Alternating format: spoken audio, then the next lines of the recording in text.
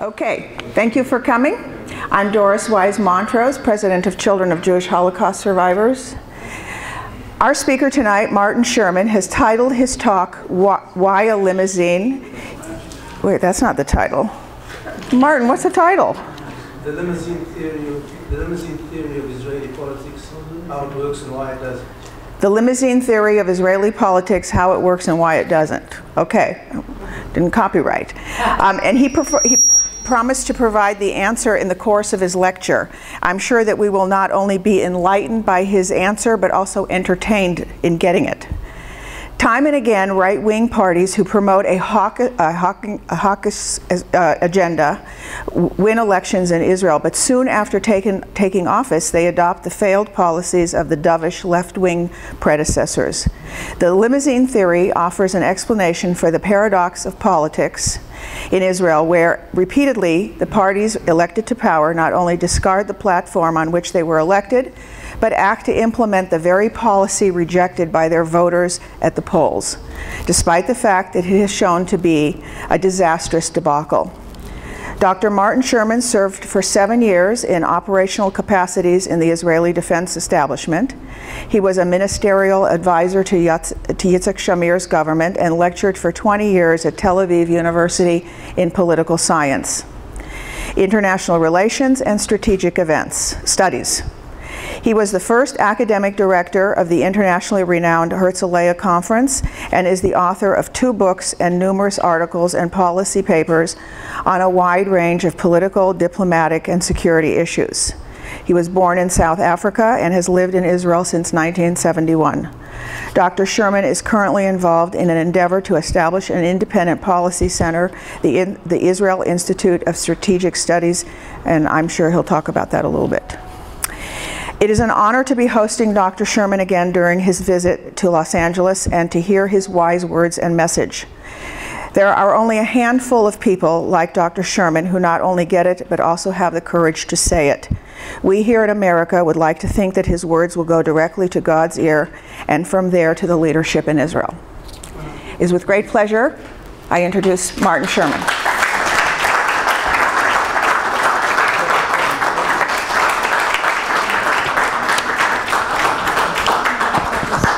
Thanks to everybody for coming. Special thanks to Doris for the invitation and hosting this event once again.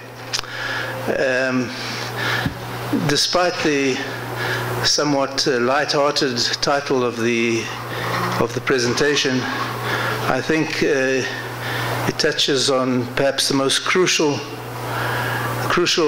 issue in Israeli politics, which is perhaps one of the least understood and the most overlooked aspects of what's going on in the country.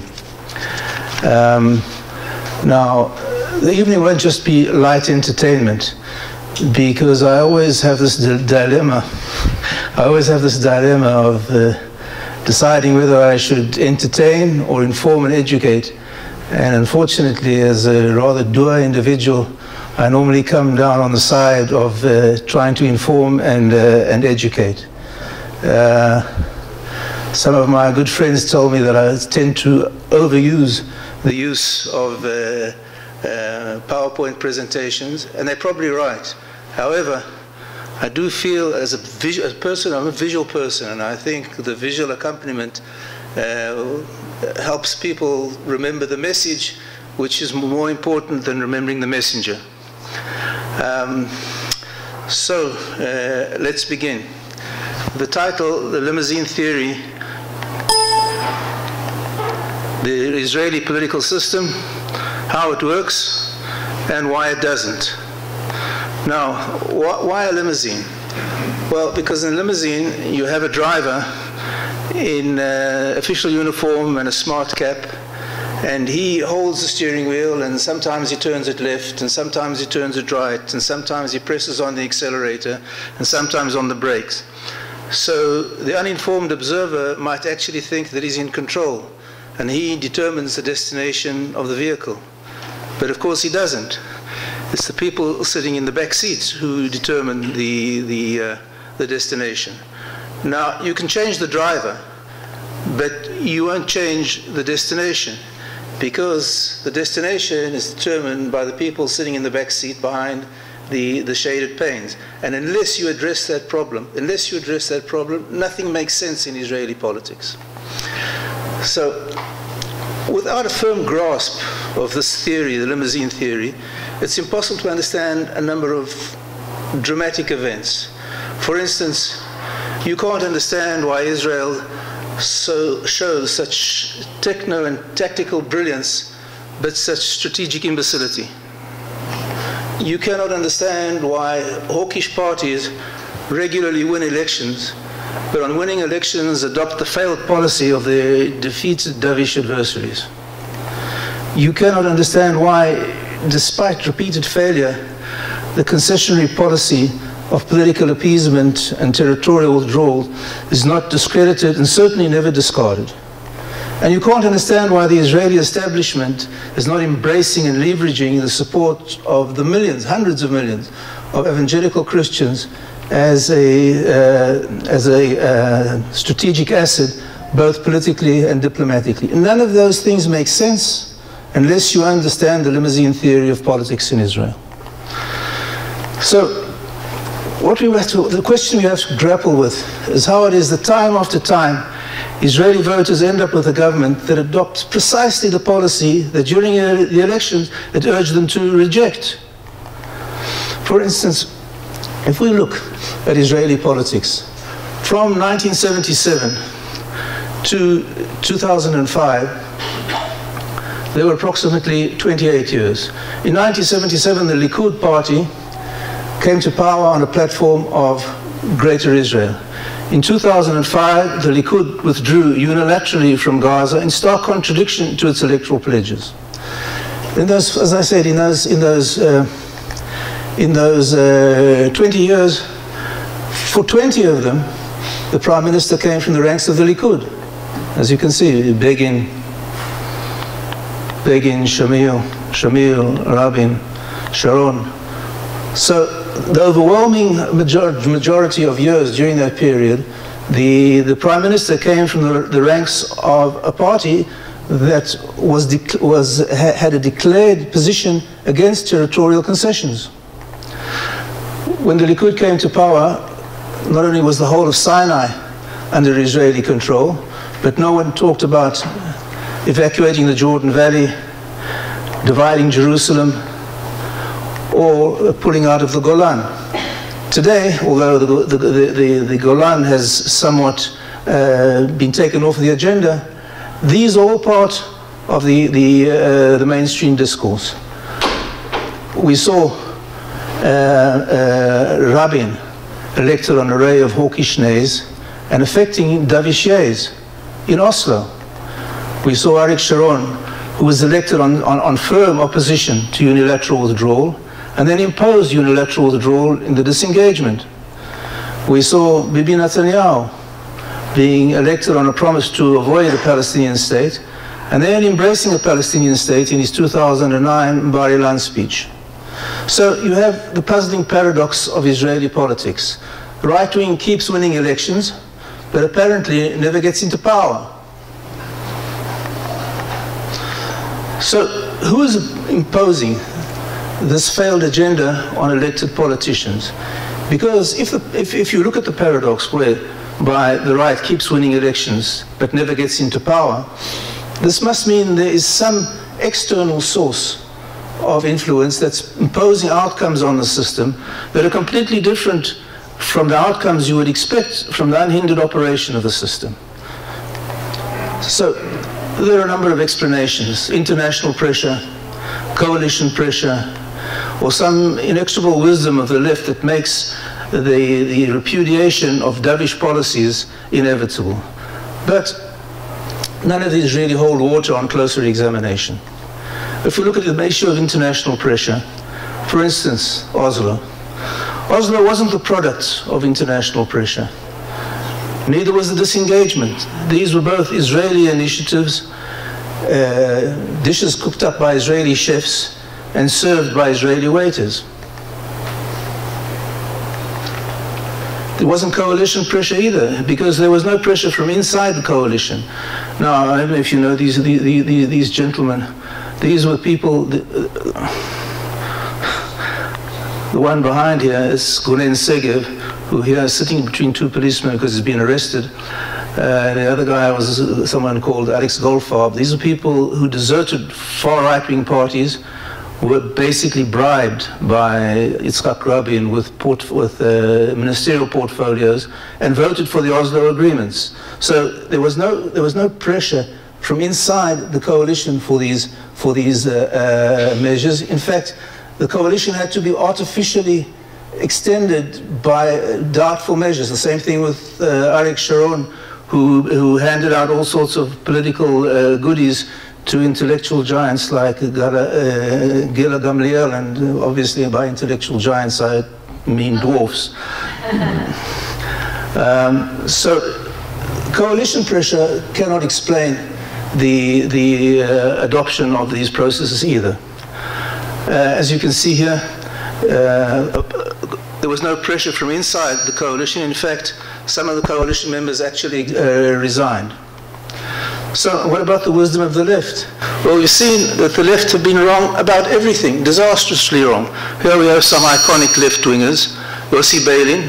The ultimate test of this agreement will be a test of blood. If it becomes clear that the Palestinians cannot overcome terror, this will mean that the IDF has to return to the areas it has held. And he hasn't been held accountable. No one has forced him to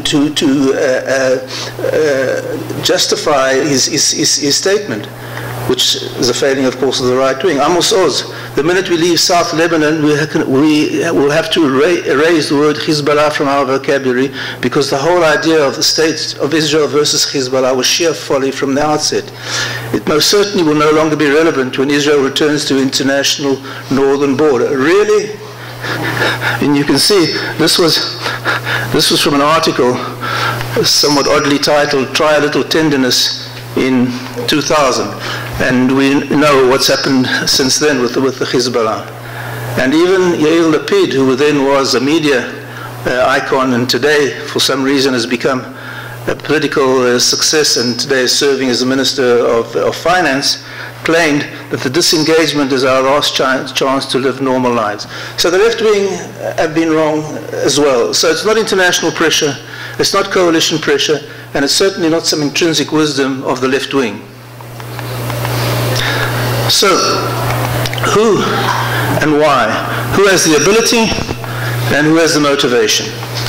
So let me now propose an alternative. Some people claim that the dysfunctional nature of the Israeli political system is due to the poor electoral system and system of government. In other words, if we take an analogy from the world of sport, people blame the rules of the game. I think they're wrong, for a number of reasons that we can go into later. Some people think it's the quality of the politicians, that the politicians are of poor quality. I think they're wrong too, because if you look at individual politicians in Israel, they're people who have impressive accumulation of achievement, either in the army, in the intelligence, in business, and academia. So it's not the quality of the players either. What I believe it is the topography of the playing field. In other words, the sociological structure of Israel, and particularly the structural bias of Israeli elites, who have both the ability, because of their position of unelected power, and the motivation, because of personal and professional agenda, to impose a policy on the elected government, it doesn't matter who it is, which is completely divergent from the policy which is consistent with the national interest. And I've identified this as the unholy trinity, perhaps more polite to say external trinity of influence. This includes the people who dominate the legal establishment, the people who dominate the mainstream media, and the people who dominate an important part of the academia. The legal elites can impede any assertive measure that politicians may or may not want to undertake, like, for instance, cutting off electricity to Gaza so there won't be power to drive the lathes that machine the rockets that they fire at us. The media elites can initiate any concessionary initiative as they did in Oslo, certainly with the disengagement, and even perhaps more dramatically with the Gilad Shalit release, where over 1,000 Palestinian terrorists were released for one Israeli soldier. And then when they need the official stamp of approval, these biased academic elites always happy to give it and declare that what's being undertaken is far-sighted and prudent policy rather than short-sighted myopia at the best. So now, why should this be? Because the elite agenda is far more attuned to their peer groups abroad rather than the citizens of Israel. Their personal and professional status is determined by the relationship with peer groups abroad and not by the relationship of the citizens at home. When a senior figure in the legal establishment writes an article, makes a decision, hands down a verdict, it's far more important for him what they say about it in the Harvard Law School than what they say about it in the marketplace in Petah Tikva. When a prominent media figure would like to be invited as a keynote speaker to some prestigious event, he's got much more chance of being invited if he expresses concern for Palestinian suffering rather than if he expresses concern for Israeli security. When some senior academic wants to finance a study in social sciences or humanities, or have it published in a prestigious journal, he's got far more chance of doing that if he expresses sympathy for the Palestinian narrative rather than endorsing the Zionist narrative. And this is what drives the process. This is their motivation. We've talked about the ability before that the legal elites can impede, the media elites can facilitate, and the academic elites give the formal stamp of approval. So on the one hand, you have the ability, on the other hand, you have the motivation, and that's what drives the process, no matter who gets elected. Even if you elect Arik Sharon, the super hawk, you get unilateral withdrawal. And, of course, as Isaiah tells us in 49:17, thy destroyers and demolishers shall emerge from within thee. Okay, so basically what we're seeing is the fulfillment of this biblical caveat. Now I have some examples.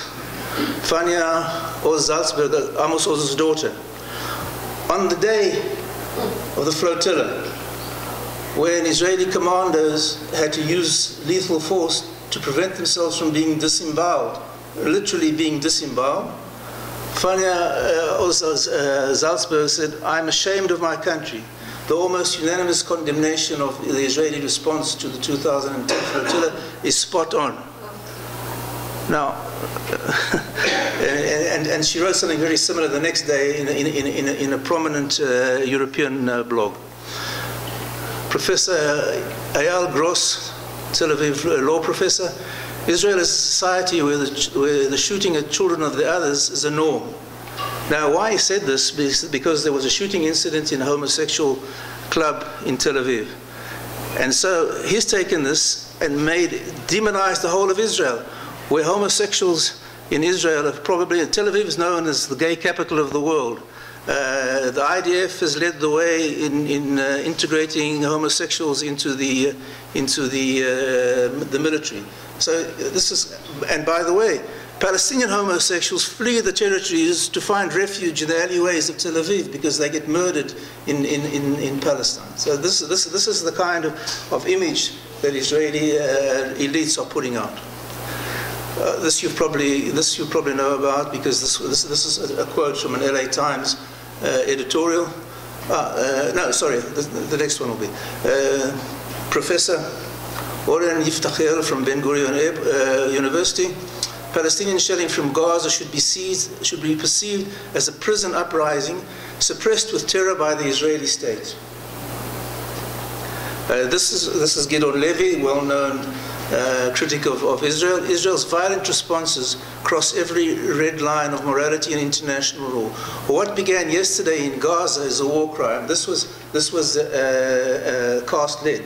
So he already knew the very day afterwards that these vicious war crimes were being committed without checking, yesterday we already know. Mikhail Ben-Zohar, who used to be the Attorney General of the country under Rabin, we enthusiastically chose to become a colonial society engaging in theft. We established an apartheid regime. Now, how many people have been to Israel? Right, nearly everyone. It's patently ridiculous. Where Arabs serve in senior positions in the police, the Arab parliamentarians, there have been Arab government ministers. An Arab judge was one of the judges who handed down the verdict on the Israeli president for sexual transgressions. It's completely absurd. This is the article from the LA Times. Nev Gordon, Ben Gurion University. Israel today is an apartheid state. I've decided to support the boycott, divestment and sanctions movement launched by Palestinian activists. A well-known poet. Israel's apartheid is worse, much more ruthless than that seen in South Africa. We have to get rid of Zionism.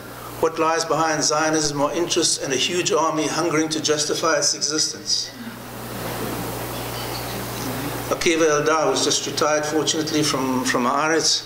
It's hard to find differences between white rule in South Africa and Israeli rule. So, that's just a small sampling of how the Israeli elites project their country in the media.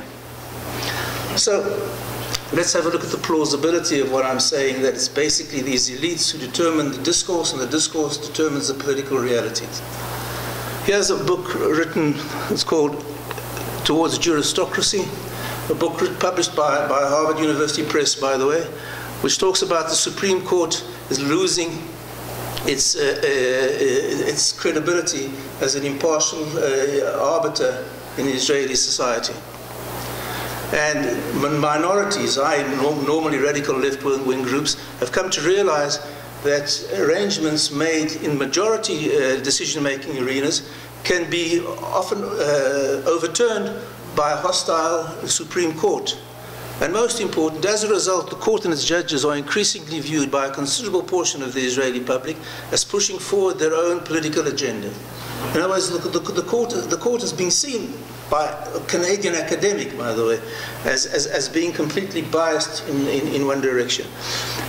And in parenthesis, this is a very dangerous situation.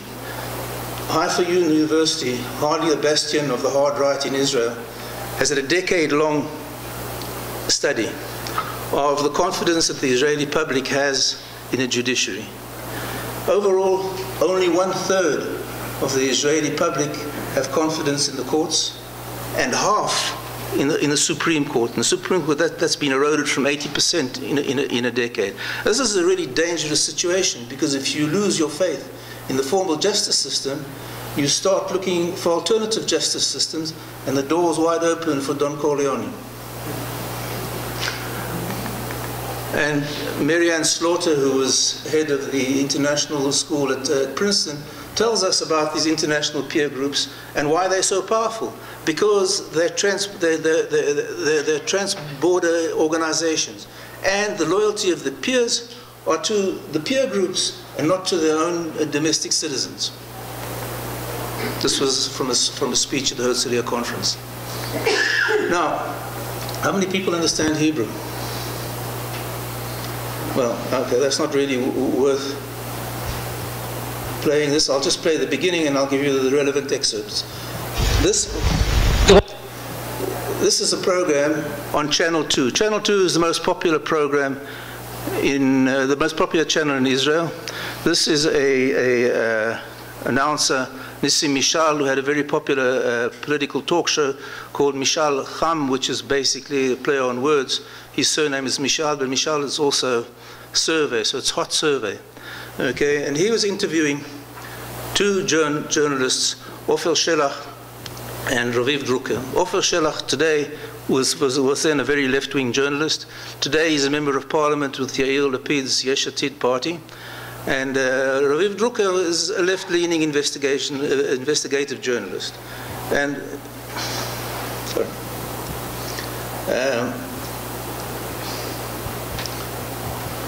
He's interviewing them on a... לראות המשטרה להחלטה למהלך ההיסטורי הזה. ומי האלוף ששרון ניסה לשתול בתוך המטכ"ל. כל זאת בספר בומרנג, ספרם של העיתונאים עופר שלח ורביב דרוקר. ערב טוב לכם, רבותיי. עכשיו... So, that's the program. He's interviewing them a book called Boomerang, in which they made a study of Sharon's decision-making process. And the relevant quotes are, Nissim Mishal, the interviewer, says, all this is in the book, Boomerang, by journalists Ofer Shelach and Raviv Drucker, good evening, etc., etc. And then he says, one of the headlines, the evacuation plan, i.e. the disengagement from Gaza, was born because Sharon was sure that the then state prosecutor, Edna Arbel, would indict him. Note.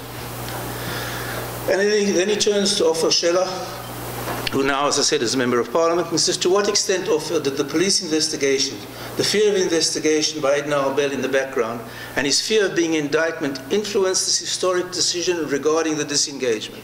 Now pay careful attention to the answer. Decisive influence. The people who are closest to Sharon told us absolutely that if it had not been for the police interrogations, the decision to quit Gaza would not have been made.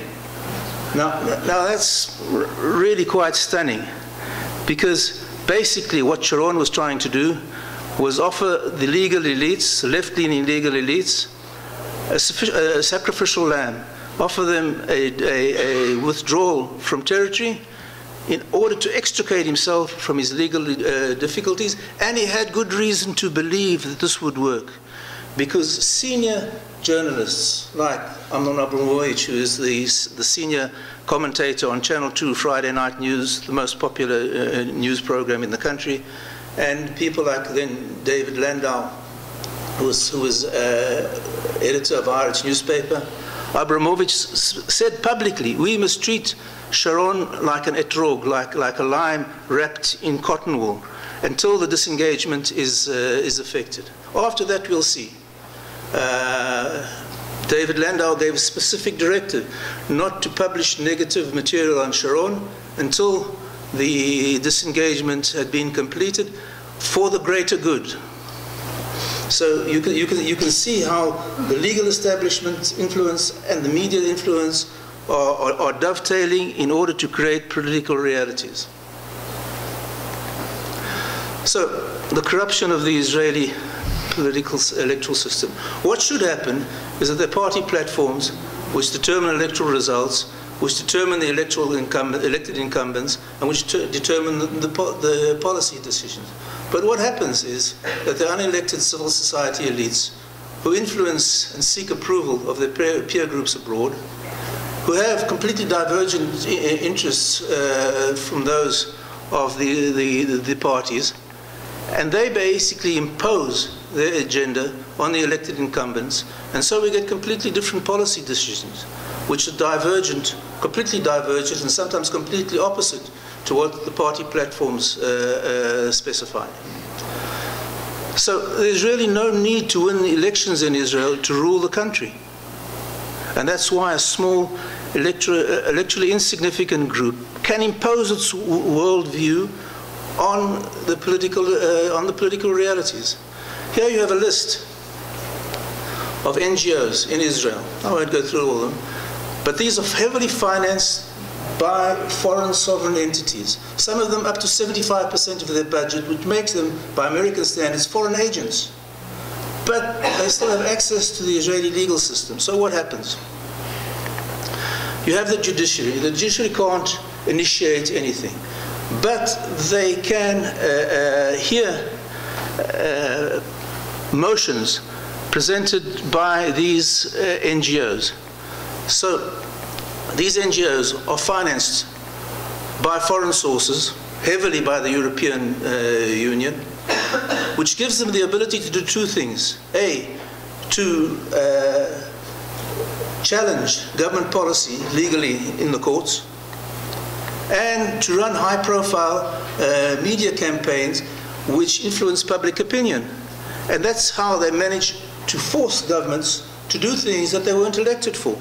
This gives them the ability to prevent governments from implementing the policies it was elected to implement, and compel governments to implement policies that it was not elected to implement, but worse, to implement policies that it was elected to prevent. Okay, so not only to diverge from the policies that they were elected for, but to reverse their electoral promises. Like, for instance, with Arik Sharon, like, for instance, Bibi Netanyahu. Now, let me give you an example, in my opinion, of a very serious phenomenon that's going on right now. You have two organizations. You have the INSS, which used to be the Jaffe Institute, now it's the Institute for National Security Studies, and a public NGO, Blue White Future. And these basically are different faces of the same phenomenon. INSS is supposed to give them the intellectual backing, and the Blue and White Future is the public dimension which interacts with the media across the world. And they've got really high profile, New York Times, LA Times, and many other high profile media vehicles. Now, who's involved? Here you have a gentleman called Amos Yadlin, and here you have a gentleman called Amiai Alon. I suppose some of you know these people. And INSS is headed by Amos Yadlin. Blue White Future is headed by Amiai Alon. And belonging to both of them is a gentleman called Gilad Sher. Gilad Sher is one of the biggest lawyers in Tel Aviv and a colonel in the Armored Corps. Now, this is a very problematic picture. Why? Because these are serious guys. These are serious warriors. Amos Yadlin was head of military intelligence and was one of the pilots who bombed the Iraqi reactor. Amiai Alon was head of the Israeli version of the SEALs. He was head of the Navy and head of the Internal Security Services. So, you know, if you look at these guys, you say, well, you know, who are you going to believe? Major General Yadlin or Admiral Ayalon, or a nice Jewish boy who comes from Johannesburg called Martin Sherman? And who are you going to believe? But the truth of the matter is, they're talking a crock of crap. You know, before I go on, just to give you a chilling example. 1 nanosecond after the former Chief of Staff, Gabi Ashkenazi, retired from the army, he hardly had time to hang up his uniform in the wardrobe. He was already calling for a deal with Assad on the Golan. Now, this was about 2 weeks before the revolution broke out in Syria. Now the appalling thing is that Gabi Ashkenazi, before he was Chief of Staff, wasn't head of Southern Command, and he wasn't head of Central Command. He was head of Northern Command. Syria was his thing. All the intelligence in Syria came to him. And still, in spite of that, weeks before the turmoil in Syria, he was advocating a deal with Assad. Now, the problem with this is you have what these people are offering or suggesting. First of all, they say we should negotiate. Negotiate what? The Arab Peace Initiative. The Arab Peace Initiative is total concession, total capitulation to Arab demands, plus discussing the right of return. But they say if we don't reach an agreement, we should withdraw anyway. Now imagine you're a Palestinian and you're hearing this negotiating strategy. We'll negotiate, but if we don't reach an agreement, we'll give you everything anyway. Now these are serious guys. You wonder if the LSD fumes in the air in Israel. That's why I've said before. I mean, these are guys who've got serious CVs behind them. As I said, Amiai Alon was part of was commander of the SEALs. He was involved in that famous raid on the fortress in the Suez, the Green Island. People have heard it was a very daring raid undertaken to prove to the Egyptians that nothing was safe and that the Israeli army could reach them anywhere. These are serious guys, and you cannot understand their political positions unless you understand the Limousine Theory. Now let's look at the consequences of what's going on. It's difficult to overstate the gravity of the imposition of elite political preferences on the Israeli policy, because it has huge impact both on Israeli security and Israeli democracy. As far as democracy goes, these dramatic reversals are a powerful disincentive for taking part in the electoral process.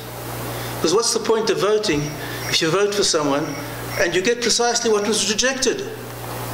And once people lose their faith in the electoral process, it's only a small step away to embracing other kinds of regimes.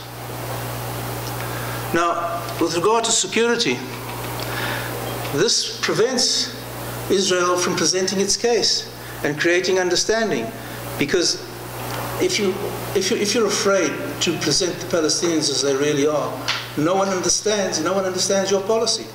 If you insist that the Palestinians are cuddly poodles when they're really vicious Rottweilers, no one understands why you need Rottweiler policy to deal with poodles.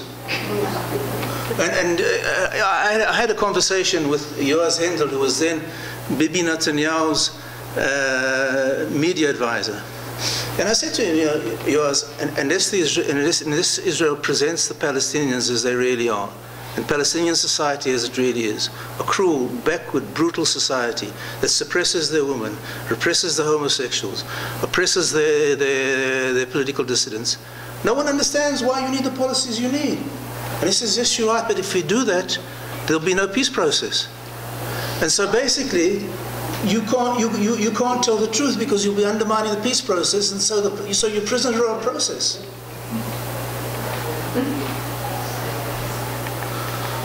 And if you look at the Palestinians, these are excerpts from all the founding documents of the Palestinians. You have the Hamas Charter, when the last hour, the redemption will not come until the Muslims kill the last Jew. And the allegedly pragmatic and moderate Fatah is perhaps even more explicit in its desire to destroy the Jewish state. Their goal is a complete liberation, the eradication of the economic, political, military, and cultural existence of the Zionists, this entity. And armed struggle is a strategy, not a tactic, and is a decisive factor in the liberation against the Zionist entity. And this struggle will not cease unless the Zionist state is demolished completely and Palestine is completely liberated. And we know what they mean by Palestine because it's from the river and the sea and the emblem here. And even the Palestinian National Charter, which today still appears on the official site of the United Nations. If you go to the United Nations site, you can still see the Palestinian National Charter, which tells us the partition of Palestine in 1947, never mind the territories, never mind the settlements, in 1947, and the establishment of the State of Israel are entirely illegal regardless of the passage of time. Okay? So how are you going to negotiate with these guys? And I think it was Elie Wiesel who said that when someone says they want to kill you, you better believe them.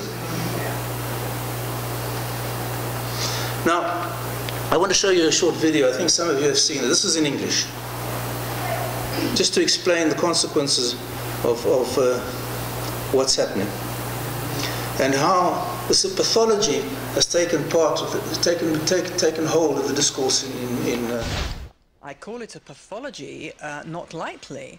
And by pathology, I mean it's a kind of madness, by which I mean this, that the people who are in the grip of this delusional perspective through which they view Israel and the Middle East are simply impervious to reason. They're impervious to evidence. They are impervious to facts. You bring along facts on the ground and they say, no, it's not true. You tell them the history of the Middle East, they say, no, it's not true. Now, that's not true of everybody. There is a very large number of people, in my view, in Britain who are not impervious to reason at all. They're entirely rational.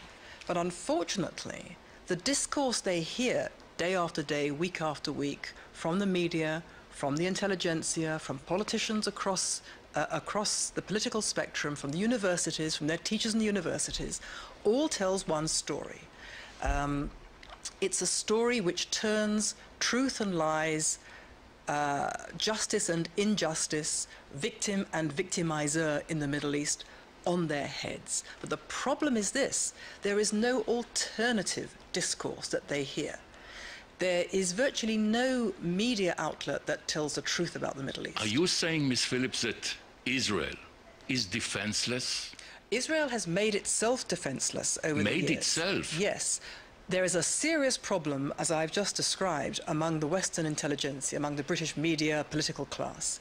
But Israel has contributed to this problem in great measure because Israel has been absent from this process. Israel could have changed this if it had understood over these many years that this has been going on, that it is not just fighting on a military battleground, but it's fighting on what I've called in my writing the battleground of the mind. Israel has ignored that. Israel has taken the view, we don't care about Britain. Britain's lost anyway, Europe's lost anyway, we have America. We have other things to do.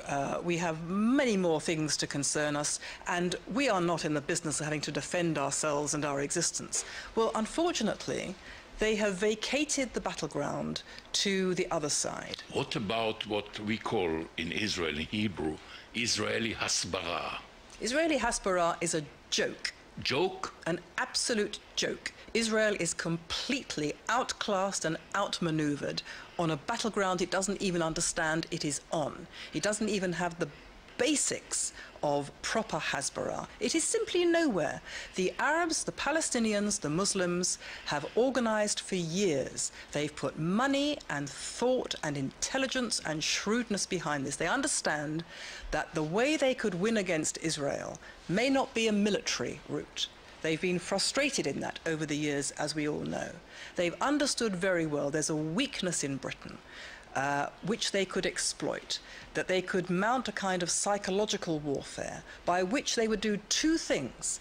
They would, by colonizing the battleground of the mind for their lies and propaganda, they would do two things. They would recruit millions of fanatics to their cause who would literally be prepared to die for that cause, having been brainwashed into these lies, which tell them that Israel or the Jews are about to destroy them, they're about to destroy the Islamic world, and so on. And at the same time, they could bamboozle the West, because they understood very well that the Western intelligentsia is signed up to a way of looking at the world which is, I would call, ideological. It's to do with ideas. And long ago, it lost the idea, it lost the belief in truth, that there was such a thing as truth. If, for example, you say to people in Britain, you know, the Jews are the only people for whom the land of Israel was ever their national homeland, they look at you as if you're crazy. They have no idea. They have been told that the land of Israel was the homeland of Palestinian Muslims since time immemorial. They have no idea that historically this is absolute garbage. No one's told them. No one tells them this. They have absolutely no idea of the legal commitments entered into by Britain and the international community after the First World War, which said that on account of their unique claim to this land, the Jews should be settled throughout Palestine. And you're talking about the intellectual community, about the press, about the theater world, the arts? I'm talking about the universities. I'm certainly talking about all those people. And you know, you have this here in Israel. I'm absolutely astounded to find so many of your luminaries in the universities who themselves have no idea of Jewish history, Israel history, Middle East history, who have themselves been taught a whole load of rubbish and are teaching the young in Israel that Israel was basically born in sin. Quite a lot of the animosity in the British high-class media is fed by organizations such as Haaretz newspaper. It's coming out to a certain extent from Israeli academics. This cuts the ground from under the feet of those yes, but there who is tell a the freedom truth. of the press in Israel, freedom of expression. Everybody can express its own views, including Haaretz. That's absolutely fine. The problem has been that the government of Israel over many years has not understood that that is the only story being told. Freedom of the press, fine. Let Haaretz say whatever it wants to say. But somebody should be putting the truth into the public domain. And the government of Israel has not done this for many years. I mean, freedom of the press, freedom of speech, absolutely. Let's have more of it. Let's have the freedom of speech used so that people are made aware of the lies being told. Because unless people are made aware of that, how on earth are they supposed to know? Maybe the idea of a Palestinian state, this is the solution. Maybe this will solve the problem. Well, it's being advocated even by Mr. Netanyahu, the Prime Minister. Of course it would solve the problem in the abstract, but the fact is, this terrible war has been conducted over the two-state proposal. In other words, the two-state solution has been on offer, as I said earlier, from the 1930s onwards. It cannot be the solution. Every time it's been offered, there is more war. It is quite obvious. If you offer, how can it possibly be still considered to be the solution? If only it were the solution, I would wish it to happen. Who could possibly object to this idyllic scenario? It could work so well. State of Israel, State of Palestine, living side by side, economic cooperation. You can see a great future for both countries together. Fine. But this is to ignore the reality that this has been on offer since the 1930s. The other side, the Arab side, doesn't want it. It wants Israel gone. It says so. It shows it by every word and deed, and has done consistently for 9 decades. Miss Melanie Phillips, how many intellectual journalists in Britain share your views? There are intellectuals who think like this, but they tend to be scorned and abused and vilified as the right wing, that all-purpose, nonsensical, infantile insult, which is designed to shut down argument.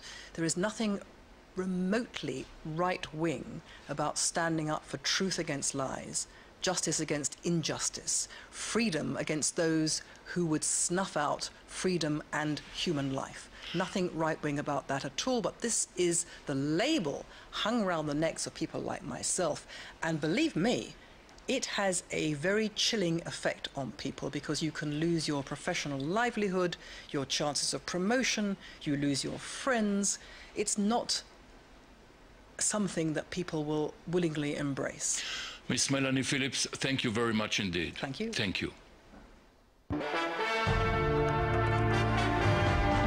So there you see a pretty accurate description of the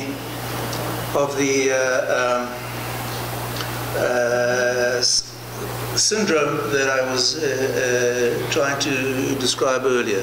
What does she say? Lies and justice have been turned on their head. Truth and lies, justice and injustice have been turned on their head. Many are open to rational arguments, but Israel has vacated the battlefield of the mind. Israel has made itself defenseless. Israeli Hasbara public diplomacy is a joke. Astounded by the number of luminaries in Israeli universities teaching that Israel was born in sin. Much of the animosity has been fed by Israeli intellectuals. And that's the thing, the intellectual input, both into the radical left and Israel's adversaries, comes from Israeli intellectuals. Peter Beinon, who's Peter Beinon quote? He always quotes some Israeli. The problem is that the Israeli government has not understood the problem. It hasn't, as I explained to you earlier. It has cut the ground from under the feet of those who would tell the truth. Intellectuals who tell the truth are scorned and vilified, and I can testify to that personal experience. This has a very chilling effect, the loss of professional livelihood, promotion, and that's what I said before, the elites have a set of personal and professional interests which are advanced far more effectively by embracing the Palestinian narrative than by endorsing the Zionist narrative. That's the story, guys. Now, let me show you the effectiveness. I think some of you have seen this slide before in some of my lectures. But what has been the effectiveness? If you do a Google search on the right of various countries to exist, these are the number of Google hits you'll get, okay? Lebanon, 25,000, but most of them are very low numbers. If you do a Google search on Israel's right to exist, you get nearly 7 million hits. Okay, well, that means Israel's very right to exist is a legitimate topic in the international discourse. Now, why do we have this diplomatic debacle, which is rooted in the behavior of the elites? The reason is very simple. It's very difficult to accept, very easy to prove. Israel's losing the battle for hearts and minds because it doesn't want to win. Because it doesn't want to win. Or at least the people charged with the conduct of that battle have a worldview that doesn't allow them to adopt a winning strategy. Because in order to win, you have to go on the offensive. Okay? You have to go on the offensive, and to go on the offensive, you have to present a strategy which undermines the worldview of those very elites. Now, I'm not the only person who's identified this lack of will to win. Daniel Pipes has told us that in the upper echelons of Israel's political life, I don't see anyone who articulates the imperative for victory. For this reason, I see Israel as a lost polity, full of talent, energy, and resolve, but lacking direction. And that's what I said before. Israel shows brilliance on a technical and tactical level, but total imbecility on a strategic level. And Caroline Glick wrote an article after participating in a panel, which I took part in as well, quoting a senior former IDF officer who used to be head of the Gaza Brigade, and basically what he told us is that Israel has two options. We can either surrender voluntarily or surrender under duress, and he suggests we surrender voluntarily. Surrender is the only option. Okay, this is coming from an ex-IDF senior officer. So, no one in the upper echelons of Israel's political life articulates the imperative for victory, and surrender is the only option. Israel has lost the will to win the political battle. Now, as I said, it's easy to prove. If you want to measure the motivation of an organization to achieve an objective, one of the most important measures is the amount of resources that it allots for the achievement of that objective. If it's an important objective, you can expect people to allot a large amount of resources, and if it's less important, a small amount. Now, the amount that Israel allots for its public diplomacy is pitiful. Okay, here you have, I'll just go through some quick quotes. The public diplomacy budget on the internet totals 10 million. It is dreadful to hear that the Osem snack, Bamba, this is a chip-like thing, has a promotional budget 2 or 3 times the size of the total state budget for public diplomacy. In other words, Israel is investing less in its global public diplomacy than a medium to large size company spends promoting fast foods and snacks. I'm not joking. Okay, the results of the war in the media directly affect the results of war, and this is not just an academic argument. This is a matter of survival. Israel needs to understand that Hasbara is not a luxury or an afterthought. It's a strategic necessity. But if the government is taking Hasbara public diplomacy seriously, then it's unclear why it's not investing in it. The current budget allocated for this purpose stands at 40 million shekels, which is about the $10 million they talked about, whereas rumor has it that the Palestinians are spending $200 million, the Palestinians, $200 million on public diplomacy. The Hezbollah invests 15 to 20 million a year in its own TV station. That's more than the overall public relations budget of the State of Israel. So If you're not investing, it means you don't want to win. And the problem is not a lack of money. When Israel wants to achieve an unbudgeted objective, it never has any problem finding the money. When they wanted to build a security barrier and they needed billions of shekels, it was no problem. When they wanted to withdraw, disengage from Gaza and destroy all these settlements, and which cost billions of dollars, it was no problem. Here, for instance, this is what Neved Kalim looked like before the disengagement. That's what it looked like after the disengagement. And this was billions of dollars. That wasn't the obstacle. And when Israel was thinking of converging, withdrawing from unilaterally from Judea and Samaria under Ehud Olmert, the tens of billions of dollars weren't considered an obstacle either. So it's not a matter that there's no money. Okay, if Israel were to spend 0.5% of GDP on public diplomacy, that's $1 billion. Israel got a GDP of almost $250 billion today. Okay, so it's not a lack of resources; it's a lack of will. If Israel were to conduct a $100 million campaign across U.S. campuses, focusing on hill branches, Roberta, you know what a difference that would make. Okay, but it's not doing it. It's not that there's no money; there's no will, and the will has been sapped by Israeli elites. So the worldview of the elites imposes dangerous constraints on Israeli diplomatic strategy. It precludes strategic offensives, and it restricts Israel to tactical defensive responses. In other words, you can't set the context. You can only try and explain specific events, and you've got no hope of winning, because you have to go on the offensive. Not only in the military field, but in the diplomatic field as well. You know, we know that Clausewitz said that war is a continuation of politics by other means. But today, perhaps politics is war conducted by other means. And just as in war, the aggressor, the ability to defeat the enemy means taking the offensive. In the political wars, it's usually the aggressor that prevails. But if you have a worldview that is constricted by the elite beliefs, you can't go on the offensive. You can't project the Palestinians as they really are, because it makes nonsense of your own worldview.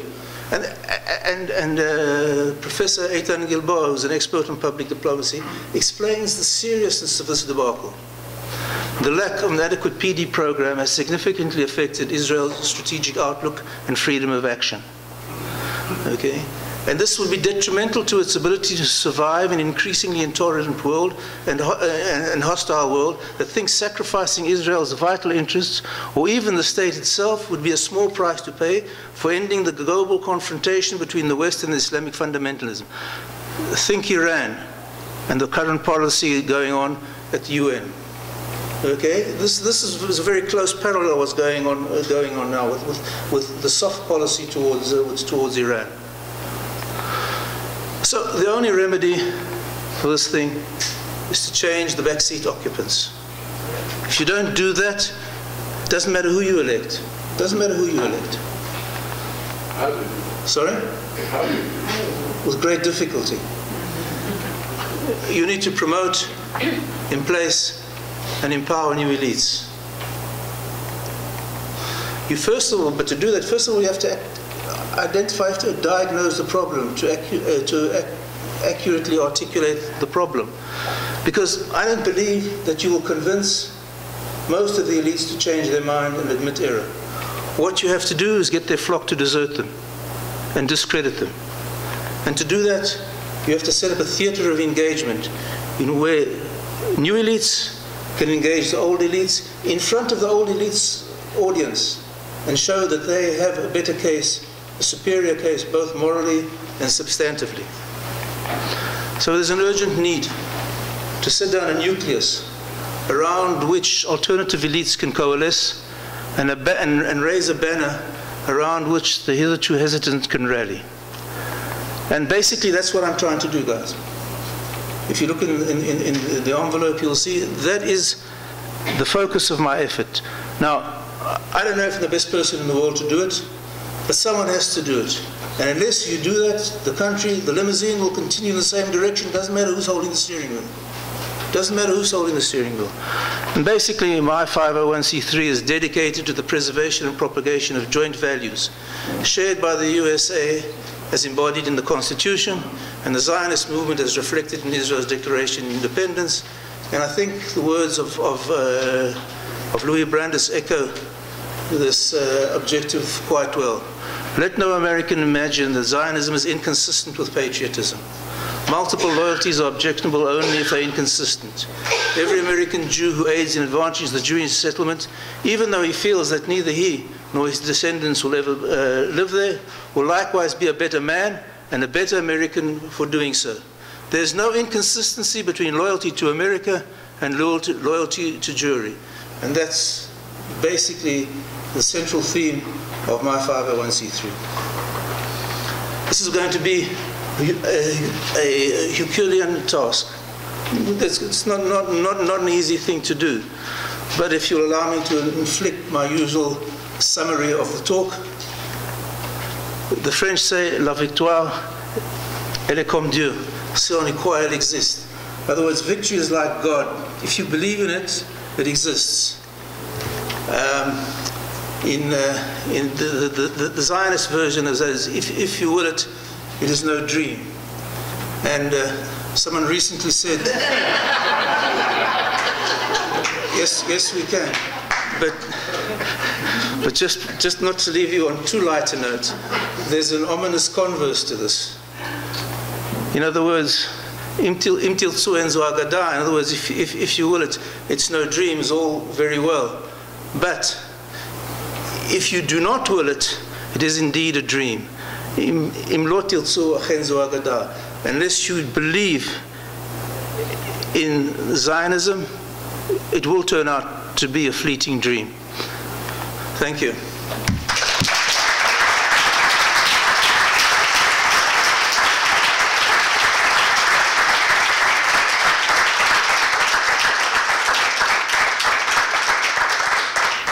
Professor Sherman, would it be a mistake or a good idea to engage American evangelicals in this campaign? Well, I must tell you, at one stage I was very skeptical about the evangelicals. But it turns out that I worked for an organization called the Jerusalem Summit for a few years. And I traveled the world, mainly in Asia, but in South Africa as well, and Britain. And I'm pretty convinced that they're sincere. Why they continue to support Israel, given the atrocious treatment they've been given by Israel, I don't know. But you know, people say, well, the evangelicals have a hidden agenda, and when the Messiah comes, that all the Jews will be destroyed. Etc. Maybe, I don't know, but I know when the Muslims want to destroy the Jews today. You know, so this is huge support. And I think it's terribly short-sighted not to leverage it. And the reason it's not being leveraged is the Limousine Theory. Because for these elites to advance their agenda, they have to show that Israel is isolated and vulnerable. But if you've got this massive support of hundreds of millions of people across the world, you're not so isolated. And so that's why Israel has been reticent in embracing them. There's a certain problematic aspect to it, but I think the benefits far outweigh the downside.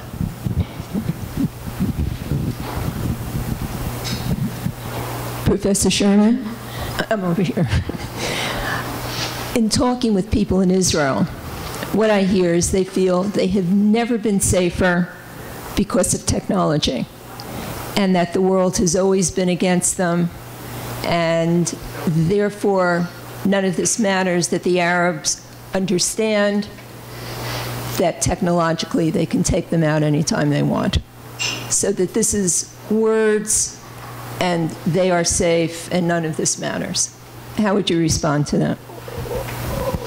Well, I think that's whistling in the dark, because technology is up to a certain point, but we've seen that lightly armed militias can engage Israel for weeks, and Israel hasn't been able to stop the firing.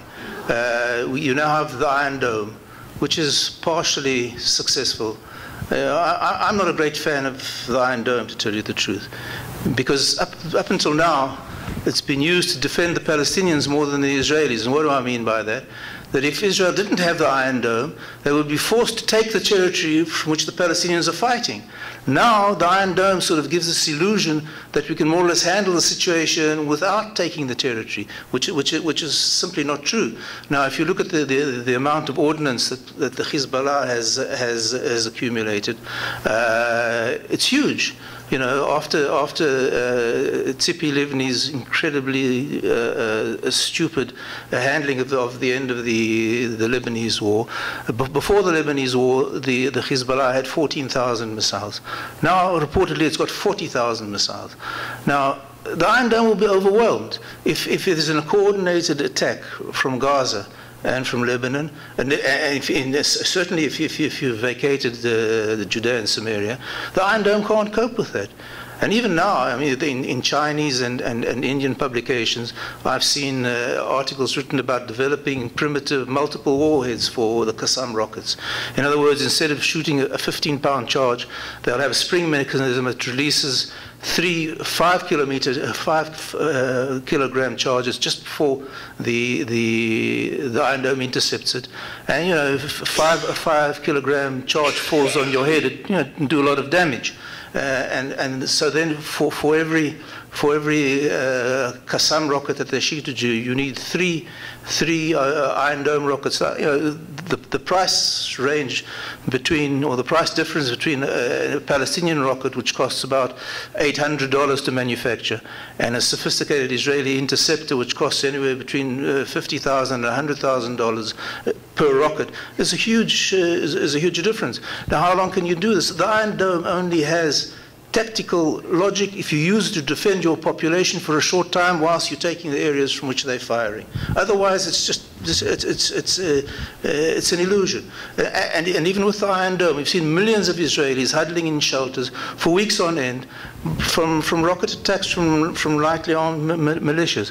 Now, the world hates us. How do we know the world hates us? You've vacated the battlefield of ideas. You know, I could understand people saying the world hates us if Israel for 5 or 6 years had mounted a massive, aggressive, resolute public diplomacy campaign across the world and it didn't work. But how do you know the world hates you if you're not even trying to get them on your side? You know, if you're investing in conveying your ideas, why should you expect them to be conveyed? You know, and I cannot understand the defeatism of that, you know, saying, well, the world hates us anyway. Now, I agree that there's a certain nucleus of visceral, irreparable anti-Semitism, incurable anti-Semitism. But there's a lot of peripheral anti-Semitism that's been generated by false perceptions of Israel. And in many ways, this is a huge dereliction of duty by the Israeli government, because by allowing Israel's image to degenerate to the levels it's degenerated, any Jewish communities that identify with Israel are subject to attack, like what's happening in Scandinavia. The poor image of Israel abroad is generating and justifying anti-Semitism against Jewish communities abroad. And I think this is a huge dereliction of duty of the Israeli government. So I can't accept that at all. That the opinion that you've been hearing. Because no one's dealing with it. Unfortunately, in Israel, much like in America, you have the same syndrome. You have an incompetent right wing and a delusional left wing. Okay, and because the right wing is incompetent, it can't deal with the delusions of the left wing, and so they're running wild. I have a question.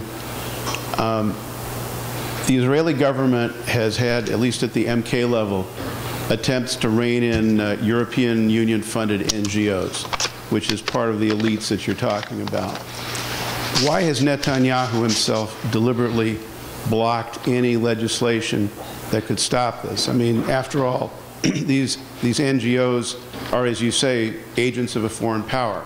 And under any system, a rational system, in democratic society, they could be blocked. Why has he stopped any attempt to do that? Okay, that's an important question. I don't know if you know that in the previous parliament, there were some initiatives by right-wing parliamentarians to introduce legislation which called for greater transparency of the funding of foreign NGOs and for a more open process of judicial appointments. Now, these were two things that went to the very heart of these elite power bases, and they went ballistic. Now, you would think that some initiative to increase the transparency of foreign funding of Israeli NGOs was a reasonably democratic move, and to open up the appointment of judges to a far wider forum and not have it in more or less a self-perpetuating crony group that as it is today, because today basically judges appoint themselves. There's a small committee which the judges or the judges delegation is the strongest component of. So basically the judges today appoint themselves.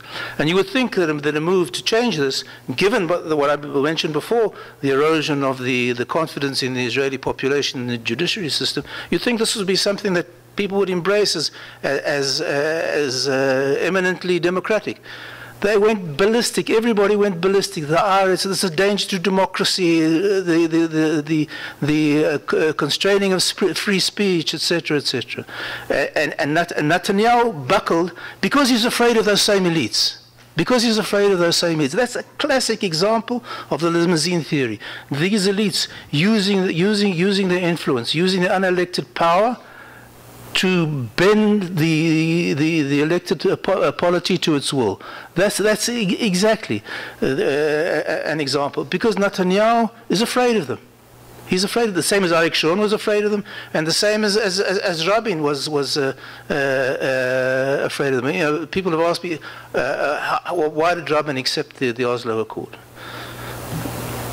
There are all sorts of explanations, but I believe this is the correct explanation. Rabin was elected, and he promised within 9 months he would reach an autonomy agreement with the Palestinians. 9 months came along, and he couldn't deliver the goods. So he had a dilemma. He could either admit defeat and implicitly acknowledge that his political rivals were correct, or he could go on this radically concessionary policy cooked up by Israeli elites in Norway. And for someone in Rabin's social milieu, admitting that his political opponents, i.e. the Likud, were right, was completely unacceptable. People don't understand the depth of the animosity that there is between left and right in Israel. Ben-Gurion, for years, wouldn't utter Begin's name. He'd say, the man sitting next to Dr. Rimalt. For years, they wouldn't let Jabotinsky's bones be interred in Israel. So there's huge animosity. And these elites wield enormous power. There's great fear of being ostracized. There's great fear of being stigmatized. And that's how they managed to impose their will. But that's a classic example of how the elites managed to bend the elected politicians to their will. President Bush, right after 9/11, declared that the Islam religion was a great religion of peace. My question is that the white elephant, the elephant that nobody is talking about?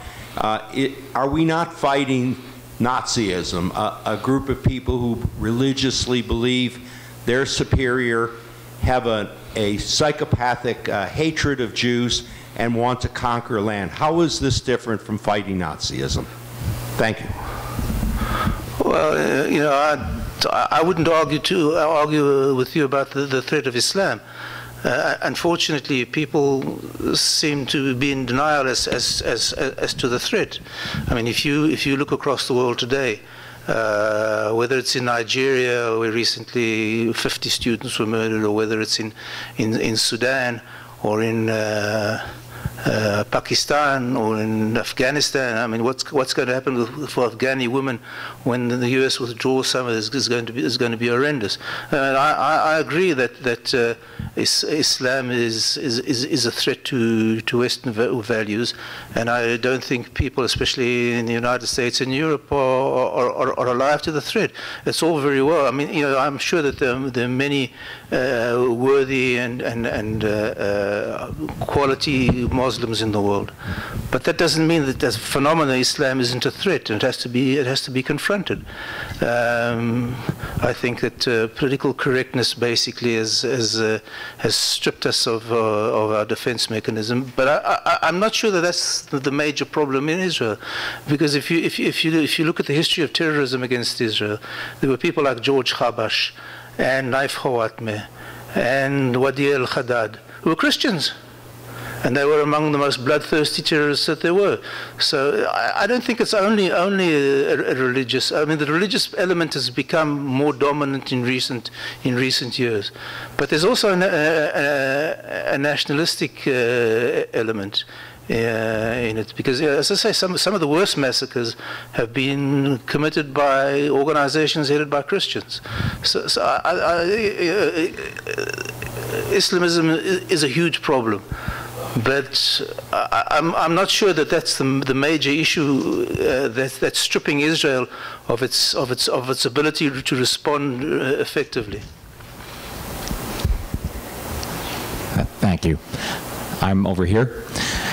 My question specifically is, I'm curious about what exactly you want to do.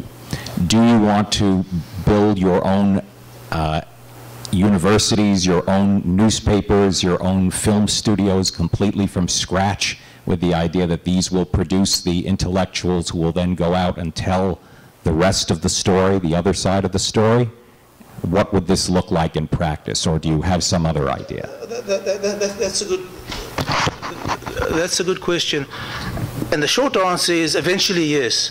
But what I would like to do in the short term, put it this way, the only way to achieve results is to get the other side to engage.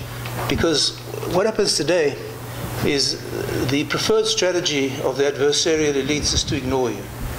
If they ignore you, then you've got no impact. Otherwise, you know, it's just sort of singing to the choir in your own closed right-wing circles. If they can't ignore you, they try to delegitimize you because you're not part of the system, because who are you anyway? You're not part of the establishment. The trick is that you have to force your way into the establishment discourse. What I would like to do, if you are sort of my best case scenario, is that I would like to be able to mobilize enough resources to set up an institute which would be affiliated with an existing university. I originally wanted to put it inside the university, until what happened with Yale University with the Institute for the Study of Anti-Semitism. I don't know if you know what happened at Yale University. There was an Institute for the Study of Anti-Semitism. It was very successful, and they put on a hugely successful conference on anti-Semitism in the Islamic world. And the university was bombarded with complaints of Islamophobia. So what they did is they shut down this institute, and they opened up another institute for the study of anti-Semitism from the historical aspect, i.e. anti-Semitism in Europe. So they abolished the study of anti-Semitism today, where the main source of anti-Semitism is the Islamic world, and focused on the historic aspect, which is relatively harmless because it's historical. So if you put the money inside an academic institution, you lose control of the agenda and you lose control of the personnel. What I would like to do is have an organization that interfaces with existing universities. Now, why existing universities? Because you have to be part of the mainstream. You can't, if you interface with them, you can't be dismissed as marginal. You can't be dismissed as some strange alternative organization, and that's worth millions of PR. For instance, what I did recently is I had a booklet published jointly with Tel Aviv University on South Sudan by a friend of mine who's, some of you probably know, Baroness Caroline Cox from the House of Lords, British House of Lords, and she published a booklet on South Sudan, which I believe is a hugely important strategic issue. But for me, what was important was to get my logo and the Tel Aviv University logo on the same document. So I become perceived as part of the mainstream, because it's only by infiltrating the mainstream, by making these adversarial elites feel that you're reaching their audience, that you will force them to engage. And once they're engaged, they're lost, because they've got no real arguments. You have to have an organization that forces them to enter into intellectual combat with you in front of their own audience. In front of their own audience. Once you do that, things will start to move. You have to engage them and show that your views are superior both morally and substantively in front of their audience. They won't change their minds, but their flock will begin to desert them. You have to discredit them in the eyes of their own followers. And first of all, on intellectual level, whether it takes initially seminars, you need a high-powered PR person to infiltrate the mainstream media on radio and television. You need enough money to have a spectacular billboard. Let me see if I have an example here. For instance, if I had $500,000 to spare, I would have a billboard campaign across urban Israel that shows understanding the security significance of Judea and Samaria. Okay? This is Judea and Samaria. Israel through the eyes of a Palestinian intelligence officer. What would a Palestinian intelligence officer see if we evacuated the territories and he could do what he wanted from that area? Okay? If he was standing there, this is that red dot is the site of a settlement that was destroyed in the 2005 disengagement. Because if you remember, the disengagement was not only from Gaza, but it was from northern Samaria as well. That used to be a settlement. So what would that Palestinian intelligence officer see? Major power station. You can see that in the sunset. Now, for instance, take the Washington Institute. Here's an issue. I've tried to engage them, but I haven't been able to force. The Washington Institute produced a booklet called Imagining the Border. Okay, options for resolving the Palestinian territorial. Well, what do they suggest? You can see these blue areas. Sorry, these blue areas here are areas that would accrue to Israel in the land swaps. Now, can you imagine what it would involve to secure these narrow corridors stretching into Palestinian territory? How long the borders would be? How would you secure them? Okay, but worse than that, take this territory here. Okay, look at this. This is the Trans-Israel Highway.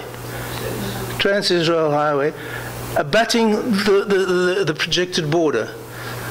Ambushes must be the working assumption. You don't even need high trajectory. You don't need rockets. All you need is small arms to cut off the traffic on this highway. Now, if this Palestinian intelligence officer took his binoculars and moved south, okay, notice this area here. Okay, this is a village called Rantis, which will be outside the blue area. In other words, this will be controlled by the Palestinians. Now, the Palestinian intelligence officer inside this village, what would he see? The main terminal at Ben Gurion Airport and the main runway. You would see planes on the runway.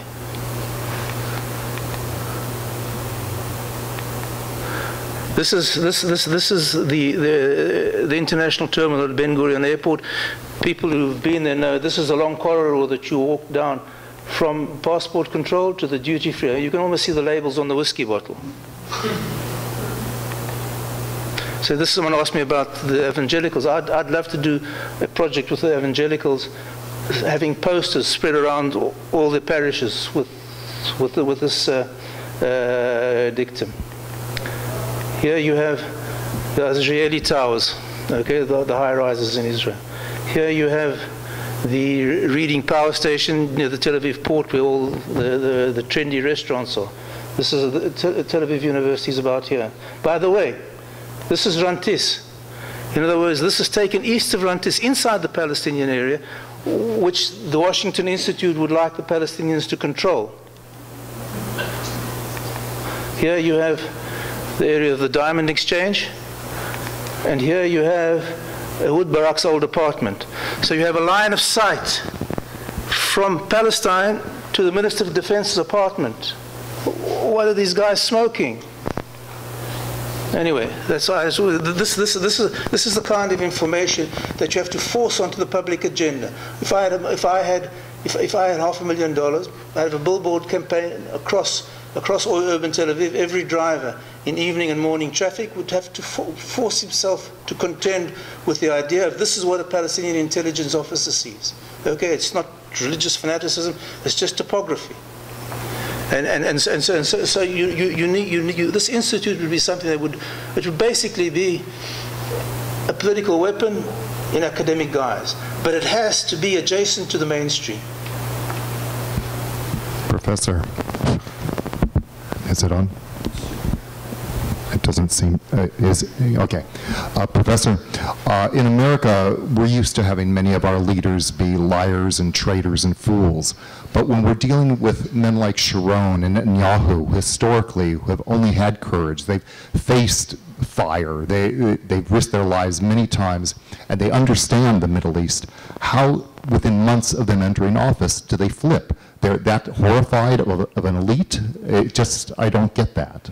Well, it's difficult to get, but I would invite you to give an alternative explanation. I would invite you to give an alternative explanation. Oslo was not a product of international pressure. Neither was the disengagement. You can say with Netanyahu, the issue of now lately with the Turkish apology and the release of the prisoners was a result of pressure.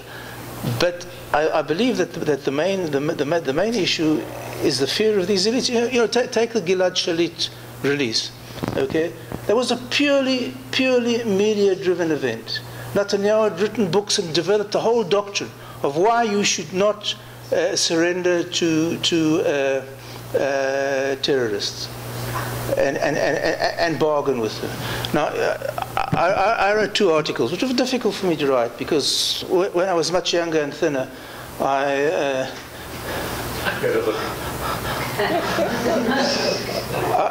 served in a unit that operated behind enemy lines, and it could have been a heartbeat that my fate could have been Gilad Shalit's fate. And of course, I would like everyone to try and release me, but you can't. Public pain is not is not a good guide for private pain. Private pain is not a good guide for public policy.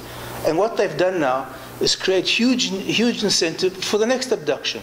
Now, Netanyahu caved just because of public opinion. There was no international pressure. There was just elite pressure. And I remember there's a well-known journalist in Haaretz, Ari Shavit. And a week before Shalit was released, he said, we have to release him at any cost. This is what we are as Israelis. This is our being. This is our identity as Israelis. The week after he was released, he said, oops, what have we done? We've paid much too high a price. So it's all a show. It's all part of being bon ton in the milieu. And I would invite you to give an alternative explanation. You can see. I don't want to go too much into my own personal experience with Amos Yadlin, for instance, the guy that we talked about, INSS. A group of Australians wanted to finance a position for me in his institute, and he'd just taken over. And he said, I don't know, I'll check. He came back and he said no.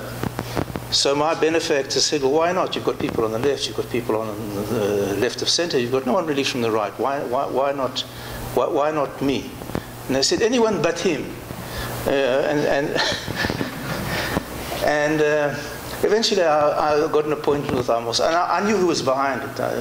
Was Itamar Rabinovich, who used to be ambassador to the United States, who's very left-wing and has a very poor opinion of me, has a very pure opinion of my opinions. And someone else called Shlomo Bromer was a brigadier general in the Air Force. And I knew it was them. But basically what they say is, we can't let you have a position, because if you give a position, we legitimize your views.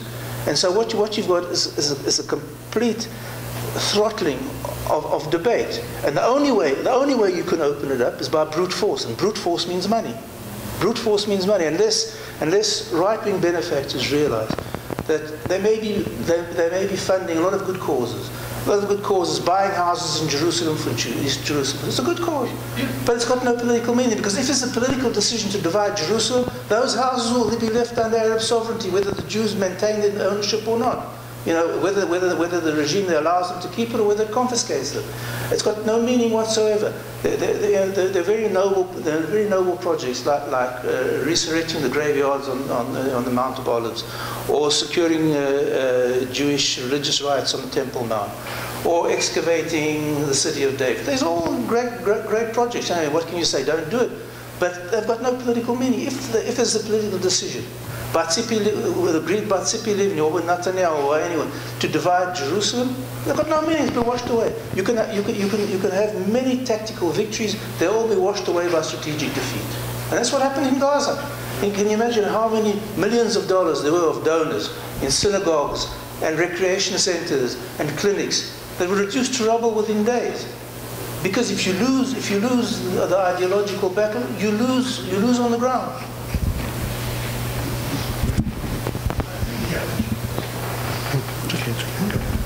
Martin,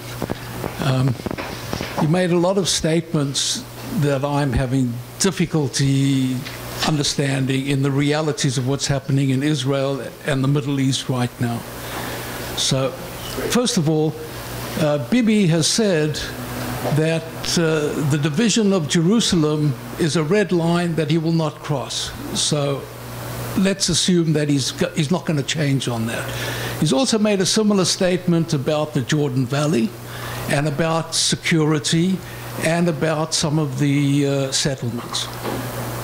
Now, putting all of this in context, I'd like you please to address what's going on the ground now with Israel and this new alliance, and I'm using this as a very loose term, with Saudi Arabia. Well, put it this way, I would strongly advise that you don't take anything that Bibi Netanyahu says is engraved in stone. I was at the first Central Committee of the Likud after Netanyahu was elected Prime Minister.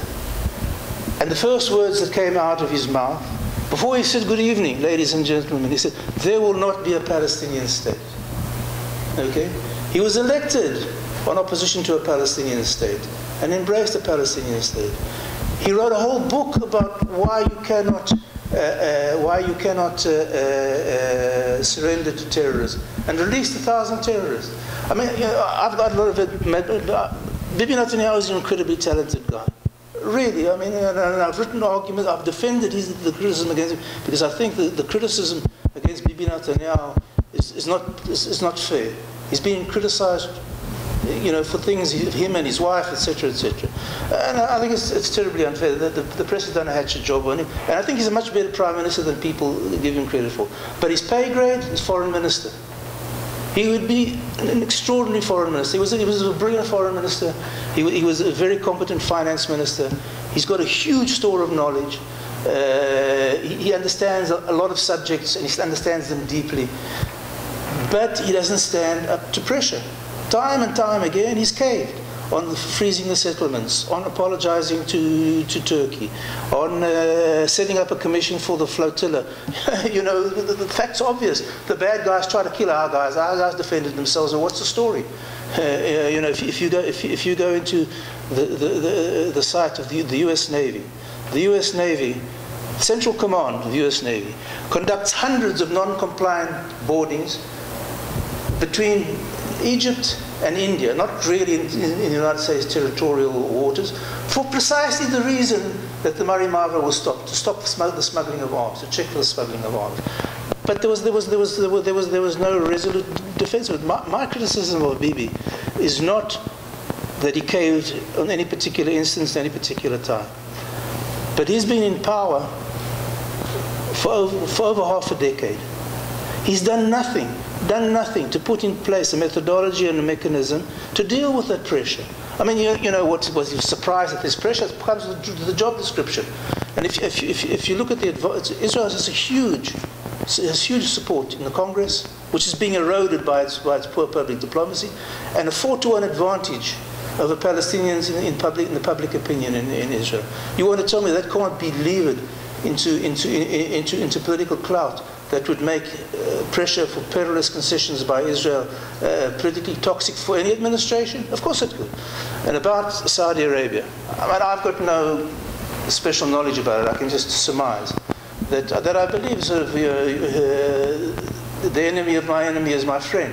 I mean, you know, I don't think that Saudi Arabia is a reliable ally. I think that we both have a vested interest in preventing Iran from going nuclear, definitely. And I would say if there's any basis for cooperation, apart from, I know a lot of Israelis who know a lot of rich Israelis who know a lot of rich Saudis, but that's not a political alliance. I don't know. I would be surprised. I would be surprised if there's any significant military cooperation on the ground or exchange of intelligence. And I would be uncomfortable if I knew there was.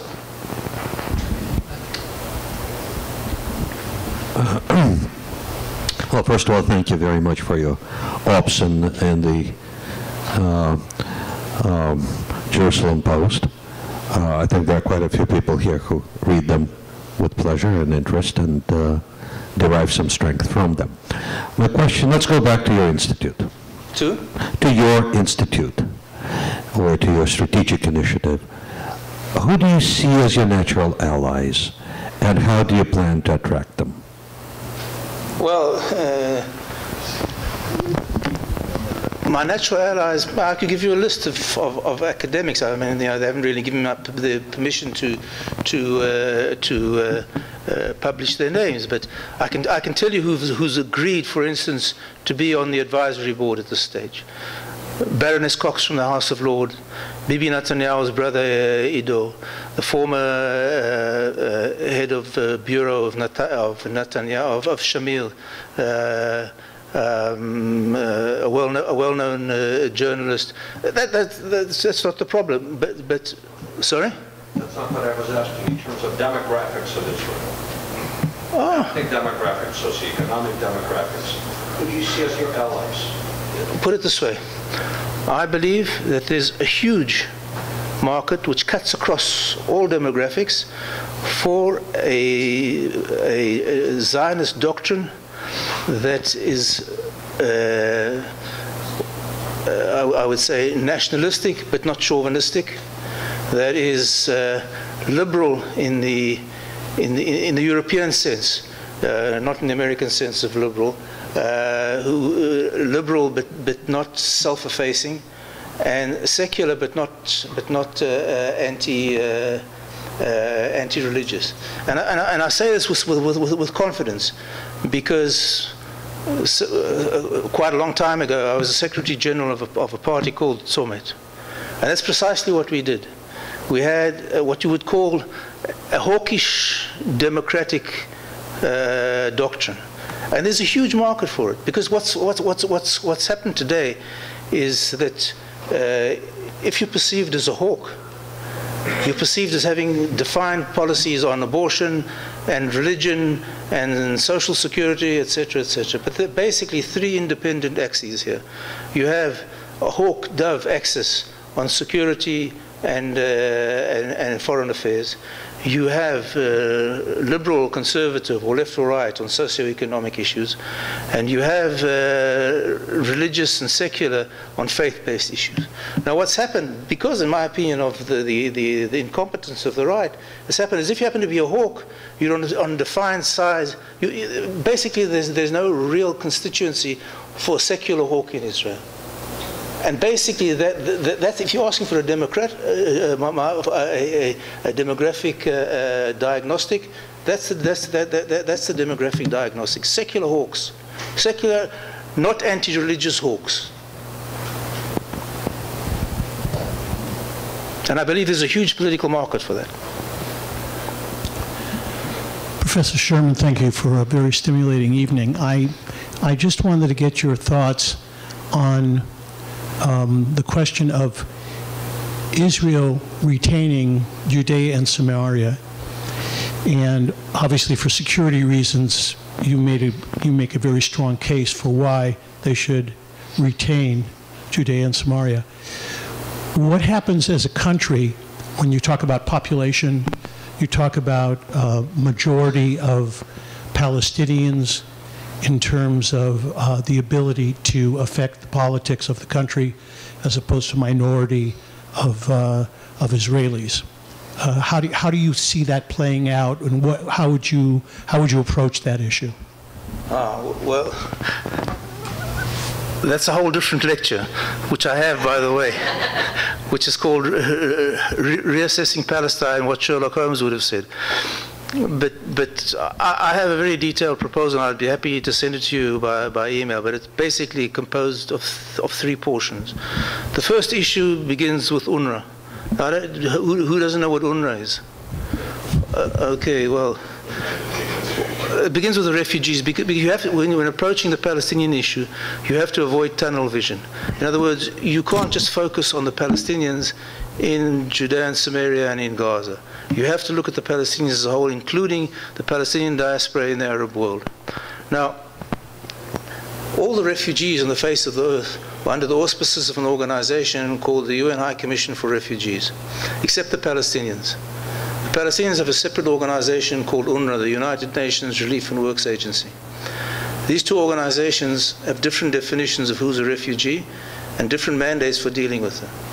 According to the High Commission refugee definition, which is valid for all the refugees on the face of the globe, whether it's tsunamis, earthquakes, famine, political persecution, the number of refugees decreases over time. According to the UNRWA definition for the Palestinians, the number of refugees increases over time. According to the High Commission definition, you can find permanent solutions for refugees in third-party countries, not necessarily their country of origin. According to the UNRWA definition, you can only take care of the humanitarian needs. Now, if you take the UNRWA definition, which defines an expanding population, and the mandate, which means you can only take care of the humanitarian needs, you find that UNRWA is an organization that perpetuates the problem it's supposed to solve. Unless you deal with UNRWA, it doesn't matter what solution you're suggesting, whether it's 2 states, 8 states, no states, unless you can deal with UNRWA, no solution is possible. So the first thing is a drive to transform UNRWA into a clone or be absorbed into the UN High Commission. That's something that can be done, by the way. Canada stopped funding UNRWA precisely for the reasons that I say. And the biggest obstacle to doing what I'm suggesting is the Israeli Foreign Ministry.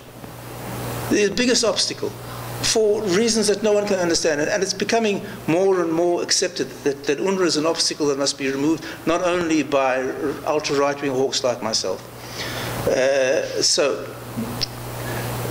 by the way, if the universal definition of refugees was applied to the Palestinian state, the Palestinian case, listen to this, the number of refugees would shrink from around 5 million to about 50,000. Because only Palestinian refugees have an inherited status of refugeeship. Okay, other refugees can't hand down their refugee status to their children. So basically, if you were to do that, you would almost solve the refugee question just by definition.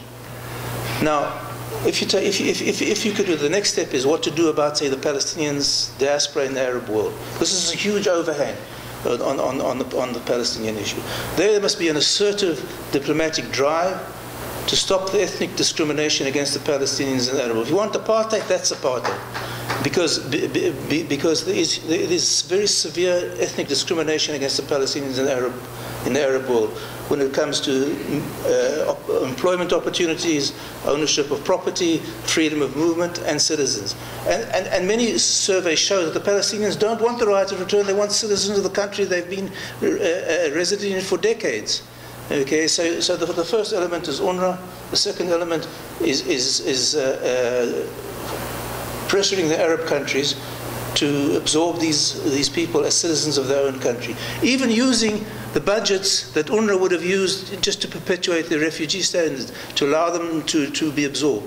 Now, I don't really care whether that happens or not, but that's the diplomatic attack. That's the position that Israel should take. And by the way, UNRWA is not just an Israeli-specific issue, because if humanity decides it's going to allot X amount of resources to deal with refugees, why should one group of refugees have an increasing slice of the cake and all the others have a decreasing slice of the cake?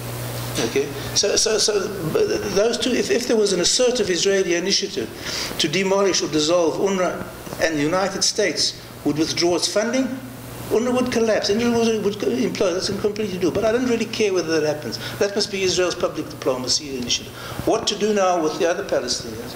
What I'm suggesting is a program that involves the depoliticization of the context and atomization of the implementation. What does that mean? We say, listen, there's going to be no political solution.